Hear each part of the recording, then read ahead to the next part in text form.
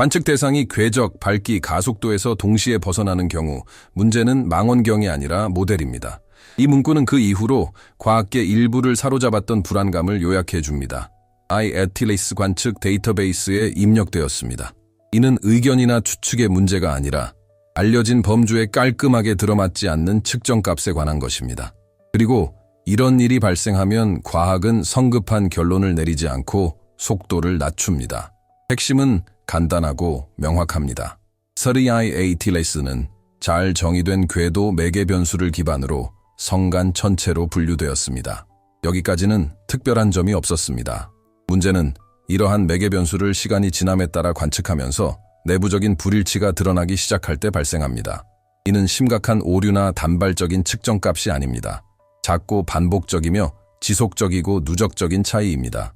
헤드라인을 장식할 만큼 큰 사건은 아니지만 데이터를 다루는 물리학자와 천문학자들을 불안하게 만드는 종류의 문제입니다. 처음 관찰했을 때 세 가지 특징이 두드러졌습니다. 첫 번째는 궤도 경사각과 상대 속도는 태양계 외부에서 기원했음을 시사하지만 관측된 감속 패턴은 중력만이 지배하는 공간에서 수동적으로 이동하는 천체에 대해 예상되는 양상과는 다릅니다. 두 번째는 밝기 변화 불규칙적인 변동은 단순 회전이나 휘발성 물질의 고전적인 방출과 명확하게 상관관계가 없었습니다. 세 번째는 다음과 같습니다. 에너지 행동 미묘하면서도 일관성이 있어 세미나와 예비 보고서에서 기술적인 논의를 불러일으킬 만하다. 이 세 가지 사항은 각각 따로 놓고 보면 어떤 이론도 반응하지 못합니다. 하지만 이 세 가지가 합쳐지면 문제가 발생합니다. 특히 IATLAS를 가장 보수적인 설명에 끼워 맞추려 할수록 그 문제는 더욱 커집니다. 자연현상은 기이할 수 있습니다. 천문학은 예외로 가득 차 있죠. 하지만 예외는 보통 한 번에 하나의 규칙만 여깁니다. IATLAS에서 문제가 되는 것은 작지만 동시에 발생하는 여러 가지 편차의 총합입니다. 경험이 풍부한 전문가들이 대화에 참여할 때 분석의 신뢰도가 높아집니다. 미치오 카쿠 신중하고 꼼꼼한 접근 방식으로 알려진 그는 섣부른 해답을 제시하지 않았다. 오히려 그가 한 말은 더 불편했다. 그는 사라이 아틀라스 사건을 일상적인 관찰로 취급해서는 안 된다고 지적했다. 그 사건이 무언가를 증명한다는 의미가 아니라 그 이유는 이는 현재까지 제공된 정보보다 더 자세한 설명이 필요합니다. 이 구분은 근본적입니다. 과학은 절대적인 확신을 통해서가 아니라 잘 정립된 문제를 통해 발전합니다. 카쿠는 중요한 기술적 점을 강조했습니다. 중력과 알려진 가스 방출 효과만을 고려하여 IATLAS의 움직임을 모델링하려고 할 때 조정은 부분적으로만 작동하고 전체적으로는 절대 작동하지 않는다는 것입니다. 모델은 오늘 현상을 설명하다가 내일은 실패하고 또 다음에는 부분적으로 다시 작동하기도 합니다. 과학적으로 이는 기기 오류가 아니라 모델의 불완전성을 명확히 보여주는 증거입니다. 긴장감을 고조시킨 또 다른 요인은 통계적 비교였다. 지금까지 발견된 성간 물체는 극히 드물다. 이론적으로는 새로운 사례가 발견될 때마다 기존의 패턴이 강화되어야 한다. 하지만 IATLAS는 정반대의 결과를 보여주었다. 불확실성의 범위를 넓힌 것이다. 이전의 사례들과 충분히 유사하지 않아 단순히 또 다른 하나로 치부할 수 없었다. 이로 인해 연구자들은 과학계에서 마지막 순간까지 미루어왔던 일, 즉 기존 가정을 재검토할 수밖에 없었다. 기술 분야 외에서는 잘 논의되지 않지만 매우 중요한 세부 사항이 하나 있습니다. IATLAS의 동작은 혼돈적이지 않습니다. 오히려 그 반대입니다. 관찰된 변동은 내부적인 일관성을 유지합니다. 이는 무작위적인 잡음이 아닙니다. 이것이 지능이나 의도를 의미하는 것은 아니며 단지 다음과 같은 의미일 뿐입니다. 일관된 메커니즘이 작용하고 있습니다. 아직 완전히 규명되지 않았습니다. 명확한 설명 없이 일관성이 있을 때 그 대상은 더 이상 호기심의 대상이 아니라 과학적인 의미에서 문제가 되는 존재가 됩니다. 여기서 논쟁은 선정적인 보도와는 다른 방향으로 흘러갑니다. 인공적인 기원이라는 공식적인 발표는 없습니다. 접촉이나 메시지, 위협에 대한 발표도 없습니다. 존재하는 것은 훨씬 더 심각하고 많은 과학자들에게는 불편한 상황입니다. 단순한 설명으로는 설명할 수 없는 실제하고 측정 가능한 현상에는 과학사에서 예외적인 일이 아닙니다. 우주의 가속 팽창도 그랬고 암흑 물질도 그랬으면 중력파가 직접 감지되기 전에도 그랬습니다. 차이점은 스라이 ATLS의 경우 모든 일이 실시간으로 일어난다는 것입니다. 새로운 관측 결과가 나올 때마다 논쟁이 끝나는 것이 아니라 다시 시작됩니다. 모델을 수정할 때마다 한 가지 측면은 해결되지만 다른 측면에서는 긴장감이 조성됩니다. 그렇기 때문에 경험 많은 물리학자들이 사용하는 언어는 신중하고 거의 건조하다고 할 수 있습니다. 관심이 없어서가 아니라 연구 방법에 대한 존중 때문입니다. 스라이 ATLS가 단순히 목록에 추가될 대상이 아니라는 점이 분명해지고 있습니다. 그것은 우리의 모델을 의도치 않게 검증하는 역할을 합니다. 이 검증은 우리가 이미 알고 있는 것을 확인하기 위한 것이 아니라 우주에 대한 우리의 설명이 여전히 취약한 부분을 보여주기 위한 것입니다. 그리고 그런 일이 발생하면 과학은 손쉬운 해답을 서둘러 찾지 않습니다. 오히려 그 질문을 더 깊이 파고듭니다. 여기서 서서히 드러나기 시작하는 진실은 놀라운 폭로가 아닙니다. 오히려 더 불편한 진실입니다. 스라이 ATLS는 성간 물체에 대한 우리의 현재 이해에 실질적인 한계가 있음을 드러냅니다. 무시하거나 실수로 치부할 수 없는 한계점들입니다. 반드시 직면해야 합니다. 바로 이 지점에서 분석을 한 단계 더 발전시켜야 합니다. 왜냐하면 우리가 이미 가지고 있는 도구로 스라이 ATLS를 설명하려 할 때 과학은 반복적으로 동일한 한계에 부딪히기 때문입니다. 다음 부분에서는 이러한 설명들을 하나씩 자세히 살펴보고 언뜻 보기에 타당해 보이는 이유와 그 한계를 보여드리겠습니다.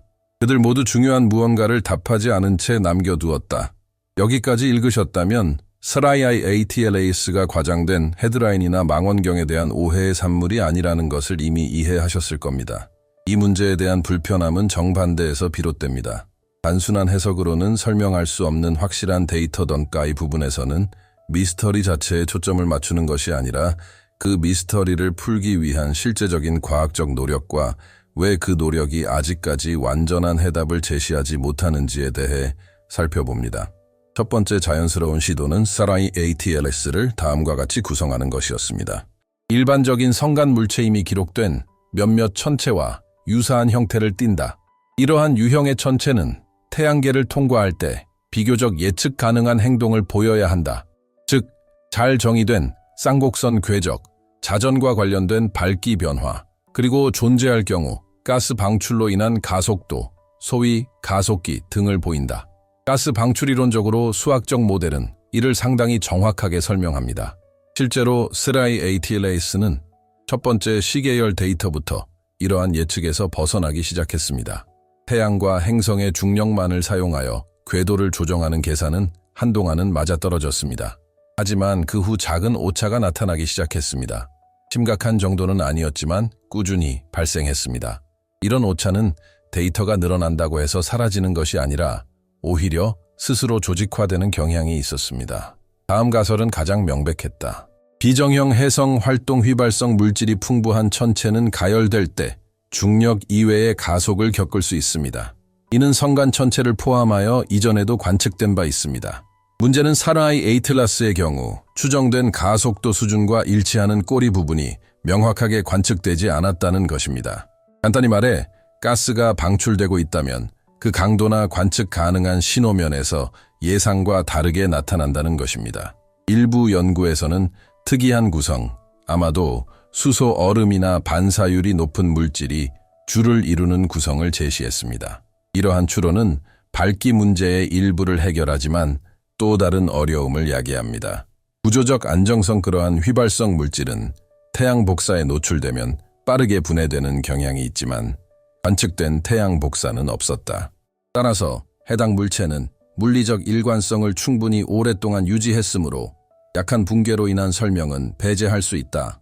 전문가들이 개별 변수만이 아닌 전체적인 상황을 살펴보기 시작할 때 분석은 비로소 깊이를 더하게 됩니다. 미치오 카쿠그는 중요한 점을 지적했습니다. 스라이 ATLS의 문제는 특정 데이터에 있는 것이 아니라 가능성이 낮은 속성 조합 특이한 궤적, 잔류 가속도, 불규칙적인 밝기 변화, 그리고 명확한 고전적 활동, 징후의 부재. 각각의 요소는 전례가 있지만 이 모든 요소가 함께 나타나는 것은 전례가 없습니다. 이런 상황은 드물지만 과학계에서 전례가 없는 것은 아닙니다.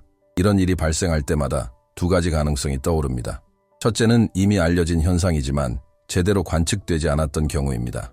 둘째는 더 우려스러운 부분인데 현재의 모델이 관련된 모든 물리적 현상을 설명하지 못하는 경우입니다. 지금까지 어떤 새로운 관측도 이 두 번째 가능성을 완전히 배제하지는 못했습니다. 이러한 현상의 영향은 천문학을 넘어섭니다.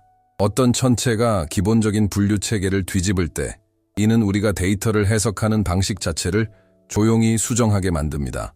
자동 탐지 알고리즘부터 패턴에 대한 신뢰도에 이르기까지 모든 것에 영향을 미칩니다. 일상생활에서 우리는 세상이 예측 가능한 방식으로 작동한다는 가정에 기반한 시스템들에 둘러싸여 살아갑니다.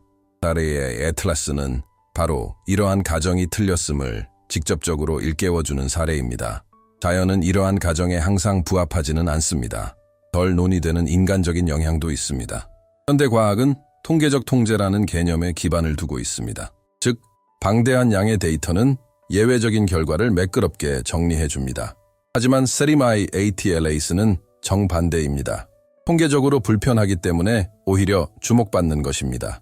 이는 자연스러운 저항과 극도의 신중함, 그리고 어떤 경우에는 기관 차원의 침묵을 불러일으킵니다. 이는 검열 때문이 아니라 만족스러운 해답을 찾지 못했기 때문입니다. 이 분석을 여기까지 따라오셨다면 잠시 쉬어가는 것도 좋겠습니다. 채널 구독과 좋아요 부탁드립니다. 이는 자동적으로 나오는 몸짓이 아니라 표면적인 것을 넘어 내용에 대한 진정한 관심이 있을 때에만 이러한 유형의 논의가 의미를 갖기 때문입니다. 바로 그것이 이러한 연구를 지속시키는 원동력입니다. 본론으로 돌아가서 점점 더 중요해지고 있는 기술적 세부 사항이 있습니다. 세라이 ATLAS에서 관찰되는 변동은 무작위적인 것이 아닙니다. 시간적 상관관계를 유지합니다. 이는 시간이 지남에 따라 어떤 일관된 요인이 그 동작에 영향을 미치고 있음을 의미합니다.